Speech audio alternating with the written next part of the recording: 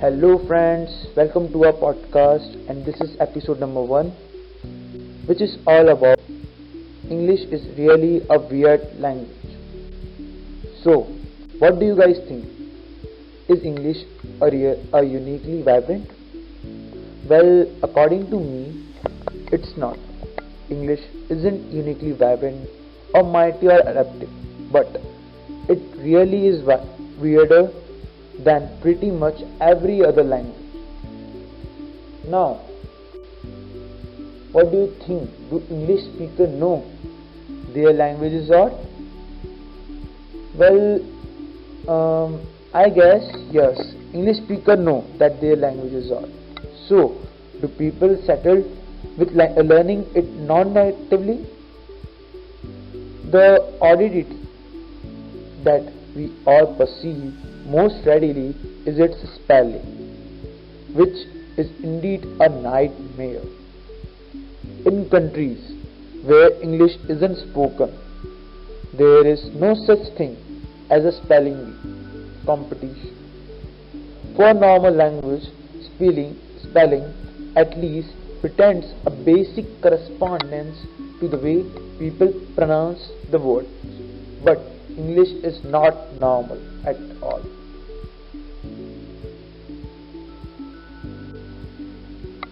So guys, it's time for poem time. Let's begin the poem. Let's add the spices to the episode. Here we begin. Let's face it, English is a strange language.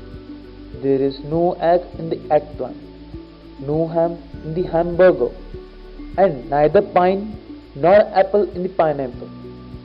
English muffins were not invented in England. French fries were not invented in France.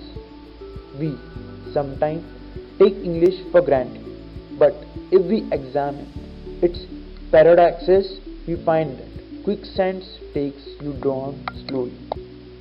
Boxing rings are square, and a guinea pig is neither from Guiana nor it is a pig. If writers write, how come fingers don't think? If plural of tooth is teeth, shouldn't the plural of phone booth be phone booth? If the teacher taught, why didn't the preacher prot? If a vegetarian eats vegetable, what the heck does humanitarian eat? Why do people recite at a play, yet play at a recital? Park on driveways and drive on parkways?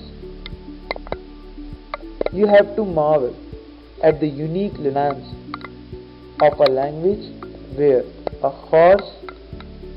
house can burn up as it burns down, and in which you fill in a form of by filling it out, and a bell is only heard once it goes.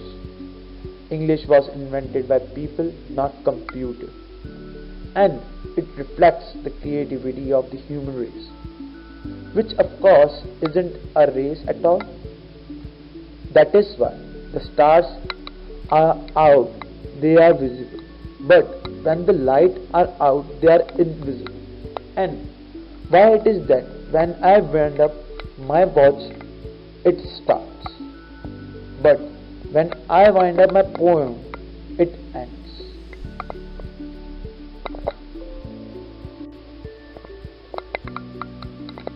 So guys, what do you think? Do we celebrate our success in each moment, our each achievement? Do we celebrate that? Well, what I think is we should celebrate it, as it makes us feel good. So here I wind up my episode now. Stay tuned. Goodbye. Sabba khair. Thank you.